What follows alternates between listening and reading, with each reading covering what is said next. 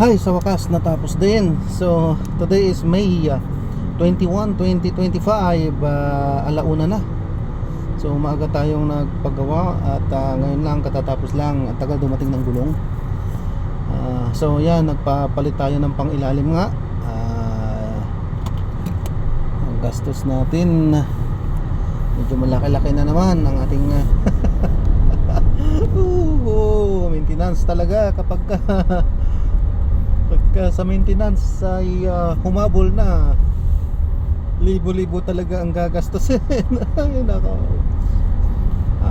todo kaya na naman tayo nito para mabawi natin yung ating binitawan sa pag-maintain na nga. Laki-laki pero at least naibsan yung ating mga alalahanin, sapagkat sa tuwing tayo ay nagmamaneho ay nahaluan ng kaba yung ating ginagawang trabaho, sapagkat meron tayong mga kakaibang mga nararamdaman habang tayo ay nagmamaneho.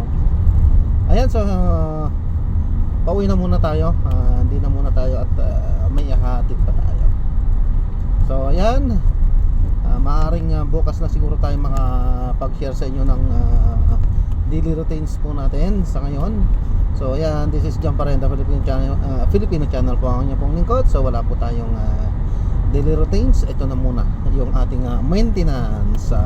So dito, ito na yun, pasok na to sa ating PMS, sa ating daily maintenance.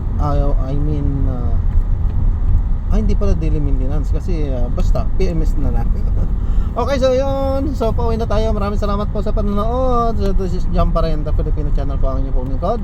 Ayun nga, para lang share lang yung spare natin sa pangilalim, sa mga, alam ko medyo magaan-gaan lang to sa mga may mapapera, pero pagka sa mga sasakyan kasi at lalo na sad-sad yan sa gamitan, ay asahan nyo na po talaga yung pangilalim ay talagang bibigay at bibigay yan. Basta pangilalim, alam na ng mga mekaniko yan. At magbalahalaan talaga kayo dyan lagi ng 10 to 15,000. 10 to 15,000 po talaga, more or less, ang inyong magagastos. Pero sa atin is lumagpas doon ang ating ginastos, sapagkat nagpapalit pa tayo ng gulong.